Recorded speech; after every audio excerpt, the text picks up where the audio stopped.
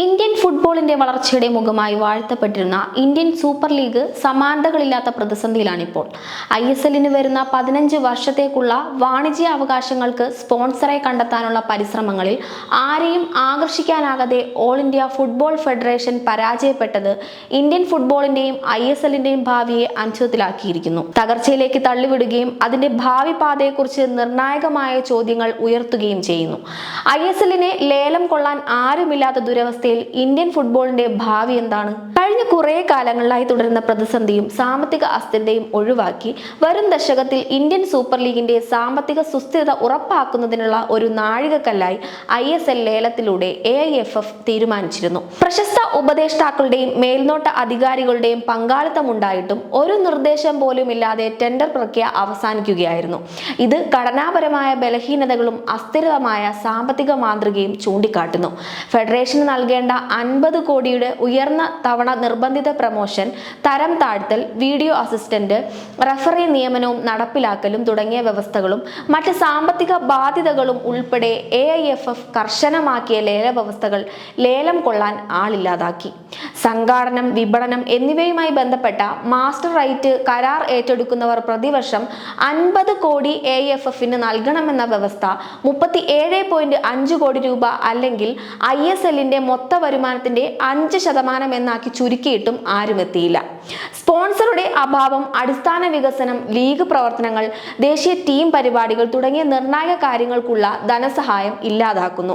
AIFF മുമ്പ് പ്രധാന വ്യവസായികളുടെ പിന്തുണയുള്ള സംയുക്ത സംരംഭമായ ഫുട്ബോൾ സ്പോർട്സ് ഡെവലപ്മെന്റ് ലിമിറ്റഡ് ആശ്രയിച്ചിരുന്നു. ആ കരാറും അവസാനിക്കുകയാണ്.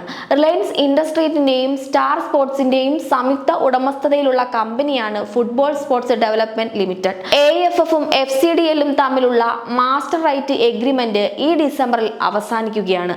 ഇത് പുതുക്കാൻ AIFF തയ്യാറായില്ല. സംപ്രേഷണാവകാശം സംബന്ധിച്ച തർക്കമാണ് ഇതിന് കാരണം.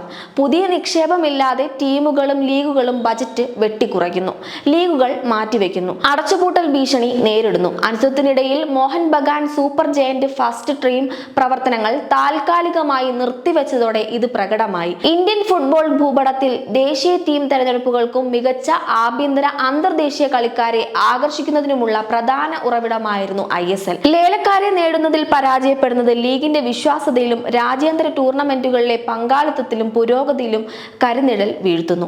ഇന്ത്യയുടെ വിശാലമായ ഫുട്ബോൾ അഭിലാഷങ്ങൾക്ക് നേരെ ചുവപ്പുകാട് വീശുന്നു. 2014 ലീഗ് ആരംഭിച്ചതിനു ശേഷം ലോകകപ്പ് യോഗ്യതാ ലക്ഷ്യങ്ങൾ ലാക്കാക്കി നീങ്ങിയിരുന്നു. അതേസമയം Indian football ISL, I league എന്നീ സഹവർത്തിത്വ ലീഗുകളുടെ പരസ്പര വെല്ലുവിളികളെ നേരിടുന്നുമുണ്ട്. ISL കൂടുതൽ ശ്രദ്ധയും വിഭവങ്ങളും നേടിയിട്ടുണ്ടെങ്കിലും മാധ്യമങ്ങളുടെ സാന്നിധ്യം, ഫണ്ടിന്റെ കുറവ്, ആരാധകരുടെ പിന്തുണ കുറയുന്നത് എന്നിവ I ലീഗിനെ ബാധിക്കുന്നു.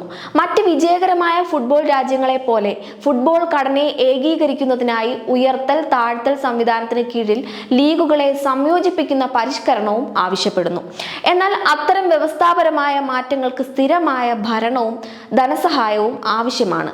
അവ നിലവിൽ ഇല്ല എന്നതാണ് ഉണ്മ.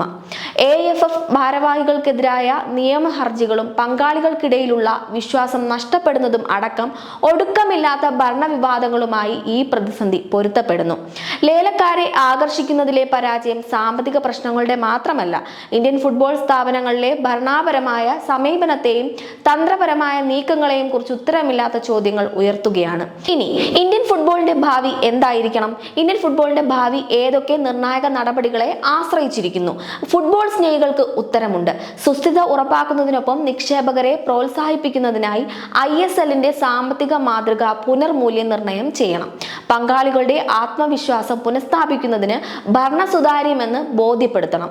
ഉയർത്തൽ താഴ്ത്തൽ ചട്ടക്കൂടും ISLനും I ലീഗിനും ഇടയിൽ മികച്ച ഏകോപനവും ഉൾപ്പെടുന്ന ഏകീകൃതവും ഘടനാപരമായ ഒരു ഫുട്ബോൾ സംവിധാനം ഉറപ്പാക്കണം. വാണിജ്യ വെല്ലുവിളികൾക്കിടയിലും അടിസ്ഥാന തലത്തിലും യുവജന വികസന പരിപാടികളിലും തുടർച്ചയായ നിക്ഷേപം ഉറപ്പാക്കണം. വരുമാന സ്രോതസ്സുകൾ വർദ്ധിപ്പിക്കുന്നതിന് വിശാലമായ മാധ്യമ പങ്കാളിത്തവും സ്പോൺസർഷിപ്പ് മാതൃകകളും വികസിപ്പിക്കേണ്ടതുണ്ട്.